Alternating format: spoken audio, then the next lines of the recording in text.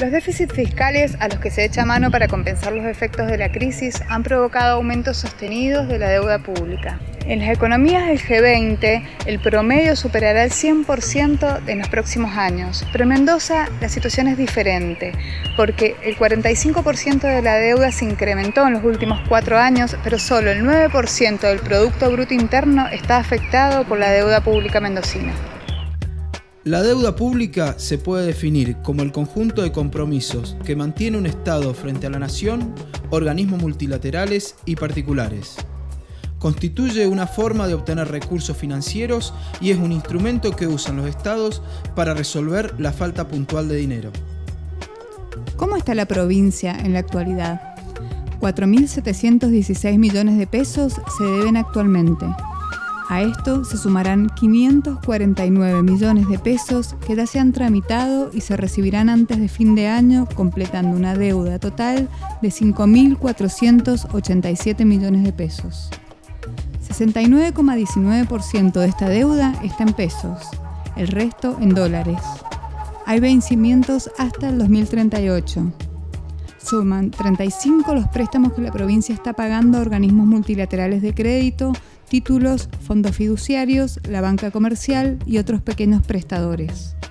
El grueso de la deuda, esto es 52%, se mantiene con la nación. ¿Cómo es la situación en las comunas? Las 18 tienen deuda. A la provincia le deben 180 millones de pesos. Otros 10 millones están comprometidos con organismos multilaterales de crédito. En los 4 últimos años, incrementaron 54% sus pasivos. Las más endeudadas son Capital, Godoy Cruz, Guaymallén y Luján de Cuyo. ¿Qué observan los especialistas?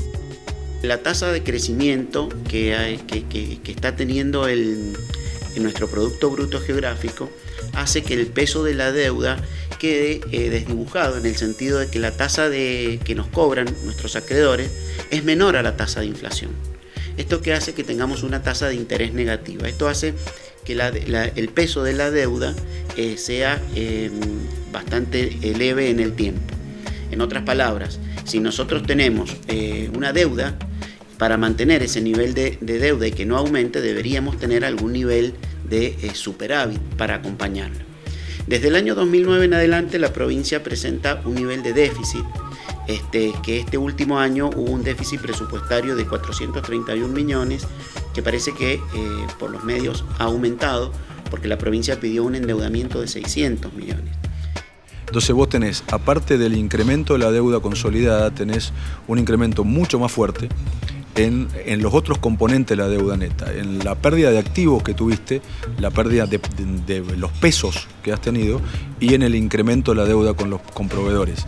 Si contás los 3 elementos, vos estás teniendo medido de punta a punta el gobierno de Jaque, vas a tener un incremento de la deuda neta bastante superior al 50% de lo que tenían. Que esa es la forma de verlo, digamos. Entonces, y eso, vuelvo a decir, se ha dado en un contexto de crecimiento económico, lo cual es muy complicado. Es un esfuerzo significativo por alargar los plazos de la deuda, porque la deuda tuviese una maduración de entre 14 a 16 años en promedio.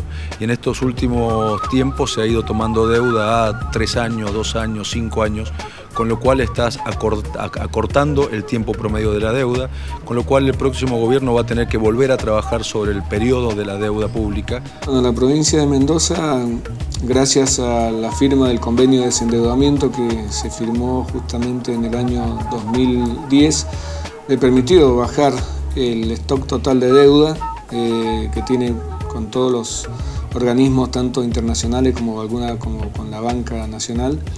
Y evidentemente esto hizo también disminuir el porcentaje total con respecto al PBG del porcentaje de la deuda. O sea que en ese aspecto la situación de Mendoza es mejor que la que teníamos hasta hace un año atrás. En principio nosotros teníamos un porcentaje que representaba aproximadamente un 10% del PBG, del Producto Bruto Geográfico, y ahora estamos en alrededor del 8 y algo por ciento del PBG. Entonces eso hace que la deuda sea disminuida en términos reales, ¿no? Porque además, para hablar de cifras, el año pasado, en definitiva, con el nuevo plan que por un lado tuvo una disminución, una quita de 424 millones de pesos en el total de stock de la deuda, y con el plan de refinanciación a 20 años permite que también, al tener la tasa fija, el 6% anual en pesos, la deuda con el correr de los años que termina en el 2030 se va a ir licuando.